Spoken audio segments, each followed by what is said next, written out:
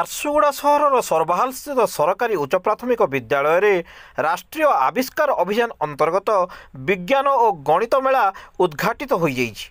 ବିଦ୍ୟାଳୟର ପ୍ରଧାନ ଶିକ୍ଷକ ତାପସ କୁମାର ମିଶ୍ରଙ୍କ ସଭାପତିତ୍ୱରେ ଆୟୋଜିତ ସଭାରେ ମୁଖ୍ୟ ଅତିଥି ଭାବରେ ଝାରସୁଗୁଡ଼ା ଅତିରିକ୍ତ ଗୋଷ୍ଠୀ ଶିକ୍ଷା ଅଧିକାରୀ ସୁଶାନ୍ତ କୁମାର ହୋତା ଓ ସମ୍ମାନିତ ଅତିଥି ଭାବରେ ୱାର୍ଡ ନମ୍ବର 22ର କାଉନସିଲର ମନୀଷା ଚୌହାନ ଓ ମାରୱାଡ଼ି ସରକାରୀ ଉଚ୍ଚ ପ୍ରାଥମିକ ବିଦ୍ୟାଳୟର ପ୍ରଧାନ ଶିକ୍ଷକ ଅକ୍ଷୟ କୁମାର ପତି ଯୋଗ ଦେଇଥିଲେ।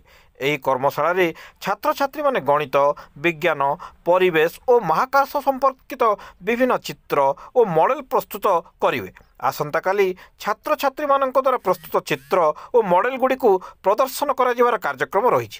ଆସନ୍ତା ଫେବୃଆରୀ 28 ତାରିଖରେ ଜାତୀୟ ବିଜ୍ଞାନ ଦିବସ ଅବସରରେ କୃତି ଛାତ୍ରଛାତ୍ରୀମାନଙ୍କୁ ପୁରସ୍କୃତ କରାଯିବ। ଆଜିର କାର୍ଯ୍ୟକ୍ରମକୁ ପରିଚାଳନା କରିବାରେ ବିଦ୍ୟାଳୟର ସମସ୍ତ ଶିକ୍ଷୟିତ୍ରୀ ଓ ପରିଚାଳନା ସମିତିର ସଦସ୍ୟଗଣ ସହଯୋଗ କରିଥିଲେ।